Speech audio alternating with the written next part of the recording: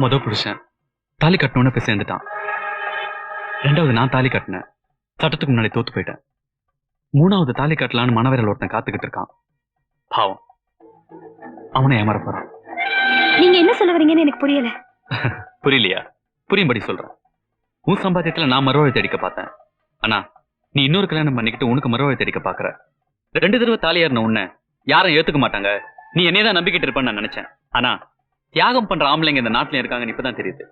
சீதா, அவ்வளவு சுலபமா நான் விட்டுற மாட்டேன். காலம் கனிஞ்சு வருத்தம் தான் அன்னைக்கு அன்பா நடிச்சேன். எஸ். என்ன என்ன இப்படி பாக்குற? சத்தம் போட்டு ஊரை கூட்டலான்னு பாக்குறியா? மேல சத்தத்துல என்ன கூச்சல் போட்டாலும் ஒண்ணு கேட்காதுரே. அதுக்காக தான் இந்த இடத்தை இந்த நேரத்தை நான் செலக்ட் பண்ணேன். அது மட்டும் இல்ல, நீ என்கிட்ட கெட்டு போனவனு இந்த உலகத்துக்கே தெரியணும். அப்பதான் இன்னொரு தியாகி வரமாட்டான். நீ கன்னியா இருக்கிறதால உன்னை ஏத்துக்க தயாரா இருக்காங்க.